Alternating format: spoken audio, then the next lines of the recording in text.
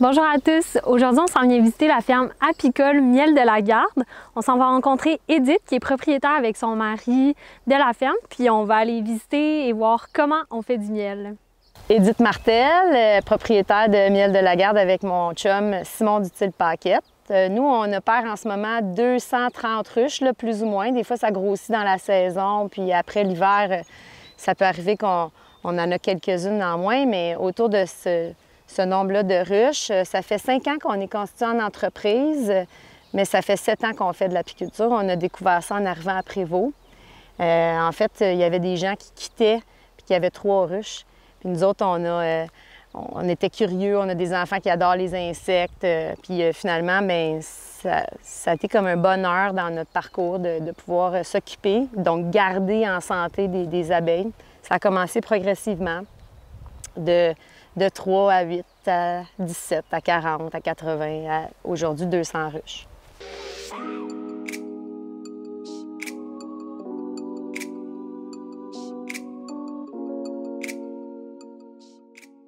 Donc là, il y a un problème avec les abeilles depuis plusieurs années. Est-ce que tu peux m'expliquer c'est quoi exactement?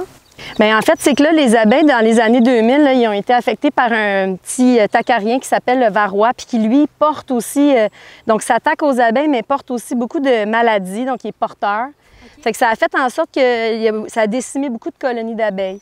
On peut aussi, c'est sûr, cibler toutes les pesticides qui peuvent être épandus, la biodiversité qui a tendance à être rasée par de la monoculture ou avec les maisons. Mais aussi d'abeilles. Oui, il y a des abeilles qui viennent d'ailleurs. Donc, c'est comme le COVID, là, il y a des maladies aussi qui peuvent être transmises puis provenir d'ailleurs. Puis ça, c'est des défis qui sont vraiment réels pour les apiculteurs aujourd'hui. OK. Donc là, on arrive à la ruche. Il va falloir s'habiller. Oui, on met nos habits puis on s'en va voir ça. Super. Donc, le travail des apiculteurs, là, ça serait un petit peu simple de dire que c'est juste abeille égale miel. Là. Il y a bien des étapes, dont aller voir nos ruches, voir comment elles se portent. Fait que je t'amène voir ça. Super!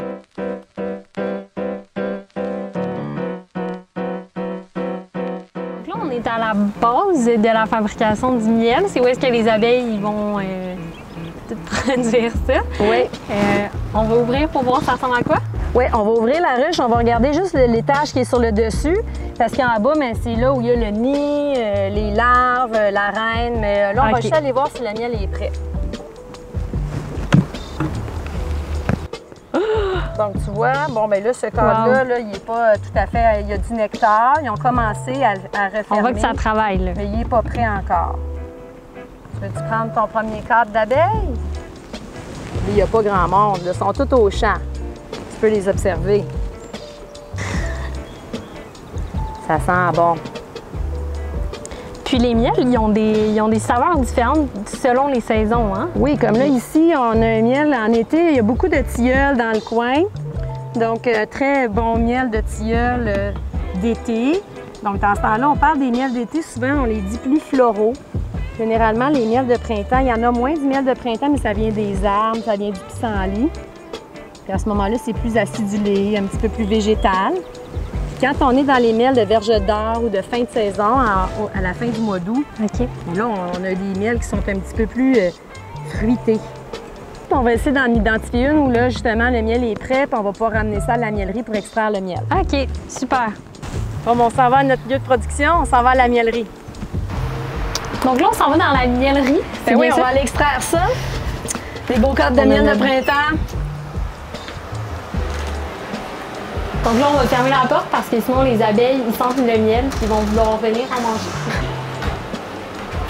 Donc ça, c'est un cadre là, qui est vide. OK. Hein, c'est pas très lourd. Il y a un petit peu de miel, mais pas grand-chose. Non, en effet, c'est pas lourd. Bon, disons qu'on le met de côté. Regarde ça, la différence avec un miel qui est gorgé, un cadre qui est gorgé de miel. Oui, pas mal plus lourd. Je vais vous montrer comment on extrait le miel pour après ça pouvoir le faire couler dans nos pots. Donc, la première étape, c'est quoi qu'on fait? Donc, vous voyez, en fait, quand le miel est prêt, l'abeille a la bonne consistance, son nectar a été concentré, un peu comme un sirop d'érable, la sève d'érable qui est assez concentrée.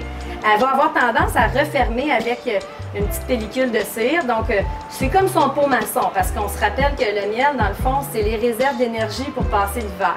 Donc, nous, comme apiculteurs, si on veut aller faire ça sortir le miel par la force centrifuge, on va devoir aller soulever dans le fond la petite pellicule de cire qui est là.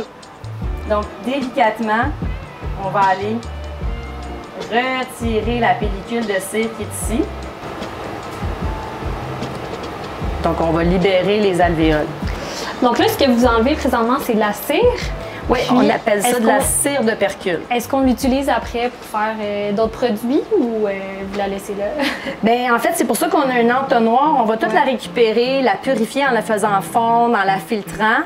Cette cire-là, c'est la première qualité de cire. C'est avec ça qu'on va faire les savons, les produits corporels. On peut aussi faire des chandelles 100% cire d'abeille. Donc, il y a vraiment beaucoup de produits à part le miel qui se retrouvent dans la ruche puis qui ont des propriétés puis une valeur aussi commerciale. OK.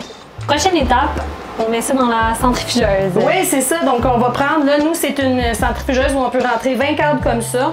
On va les insérer. C'est comme une grosse essoreuse à salade qui va tourner. Puis une fois que ça tourne, ça va précipiter le miel sur les parois de stainless puis ça va couler vers le bas. Donc là, après avoir extrait le miel, il faut le filtrer. Bien, c'est-à-dire que nous, on en vend une partie brute comme ça. Des éclats de cire, il peut même avoir, je sais pas, les chanceux peuvent avoir une petite pâte d'abeille dedans. Mais en général, on vend aussi du miel filtré. Donc, comment on fait pour le filtrer? C'est assez ingénieux. On a fait un trou dans un couvercle de chaudière, puis un trou dans le fond d'une autre chaudière de grade alimentaire. Puis, avec un petit tissu qui est fait pour ça, bien, on va basculer la quantité de miel qui va passer à travers le filtre, puis ultimement, bien, on va avoir du beau miel filtré qu'on va pouvoir mettre en pot. Vous faites pas seulement du miel, mais aussi plein d'autres variétés. C'est quoi exactement vos autres produits que vous faites? Bien, c'est ça. Donc, la ruche, c'est vraiment varié comme potentiel. Donc, en plus, évidemment, du miel, on fait un miel crémeux aussi, un miel qui a été fouetté. On fait des miels dans lesquels on ajoute plus de propolis. On fait un miel avec des huiles essentielles pour les petits maux qui sont souvent associés à l'hiver quand le mal de gorge. Ouais. Puis avec la cire et la propolis, on fait toute une gamme de produits pour le visage, pour le corps, des savons. On fait des chandelles avec la cire. Puis aussi une partie de notre travail, c'est de générer des reines puis générer des abeilles pour les apiculteurs ou les apiculteurs amateurs. OK. Puis ces reines-là, on les envoie par la poste. Donc, Donc les gens, ils reçoivent leurs abeilles par la poste. C'est ça. Si tu veux voir, ça a l'air de quoi quand ça part par la poste, ça part dans une petite boîte. Puis la reine, elle est accompagnée de quelques abeilles. Et elle est comme encagée parce qu'elle va être accueillie. Elle va être accueillie par la prochaine ruche. Ça va lui prendre à peu près 2 jours là, avant d'être libérée par ici. Le temps que les abeilles l'apprivoisent.